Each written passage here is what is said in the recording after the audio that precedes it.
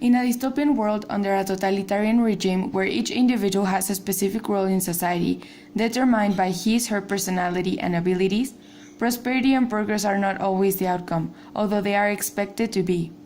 There is a necessity for individual and collective rights and liberties, such as freedom of expression, religion, gathering, equality, and property, amongst others, which allow individuals to develop and contribute to society in a more efficient and in a long-term course. Throughout this work, there will be an analysis on the concept of sense of belonging, emphasizing on predestinated life-career paths that concentrate on personal qualities and abilities, influencing individuals on wanting to contribute and be part of a community bigger than oneself. The work will also focus on how the suppression of freedom through direct or indirect violence arises feelings of resentment and hostility within the population, pushing them to seek different lifestyles than the ones owned. All of these mentioned will be explored through the book of The Handmaid's Tale by Margaret Atwood, Diversion by Veronica Roth, and The Giver by Lois Lowry. Starting off, we can define the term dystopia as a type of futuristically imaginary bad place, an alternative world that encompasses ideas from a utopia, like social stability, but rather in a negative way. Dystopias are solely fictional, presenting grim, oppressive societies, with the moralistic goal of preventing the horrors they illustrate. These societies usually present an authoritarian or totalitarian type of government because, as described in all of the following works, as a method of survival, extreme measures had to be taken. Philosopher Hannah Arendt describes a totalitarian movement as a mass organization of automized, isolated individuals with total, unlimited, unconditional loyalty, where men are objects of obedience, freedom is eliminated, and individuality crushed. Totalitarian regimes aim for control over their people, which is why the preservation of it is a key factor for their afterlife. Government attempts to play God by creating this idea of a perfect, functional, stable society. Other key factors for the operation of these oppressive regimes are the so-called sense of belonging and suppression of freedom.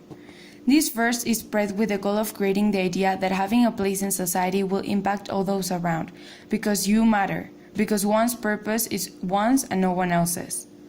Klinger argues that the human brain cannot sustain purposeless living, because the drive to find meaning in life is a fundamental aspect of human nature.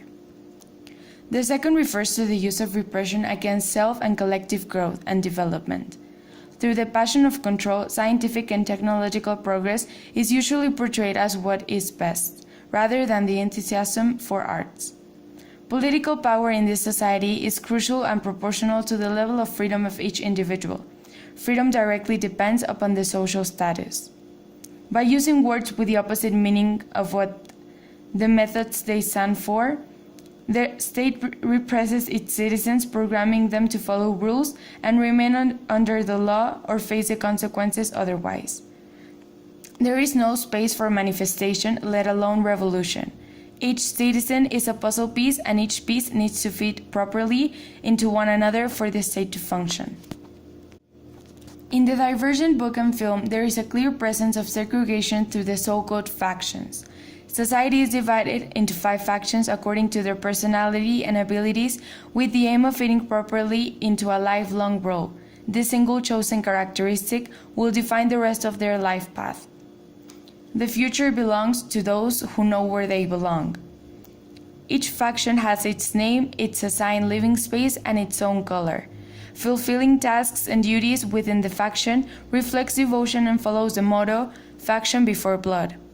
Being factionless, meaning not belonging and not fitting anywhere, ends up with exile and disgrace. In Handmaid's Tale, we still follow this uniform pattern.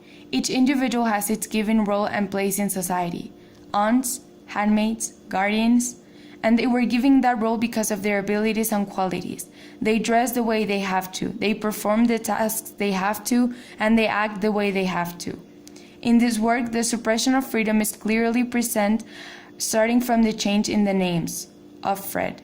The hero gets her name changed to her imposed husband's name, Fred, of Fred. She doesn't own herself and has no individual freedom to have a name. Finally, in analyzing the giver, it is possible to agree that the sense of belonging was achieved through the sameness. Everyone had equal life conditions as of black and white, in order to avoid discrimination, racism, etc. Still, we follow the continuous lack of respect towards individual freedom through the suppression of emotion by the intake of a daily pill. Every citizen had the obligation to take this pill in order to feel good, not get sick, and work properly. In the same page, each individual had a life career chosen for them by the so-called elders, the wisest men in the village, and were expected to follow and fulfill the job's duties in order to ensure prosperity in the society. When people have the freedom to choose, they choose wrong. As a conclusion, these societies feature a political system that controls every aspect of their social and private life through methods of repression, degradation, and humiliation. The state bases its power on fear, and only a privileged group of people are able to rule over the rest. Categorization and predestination of life career paths are established with the aim of ensuring stability and progress, although damaging from inside individual self and personas.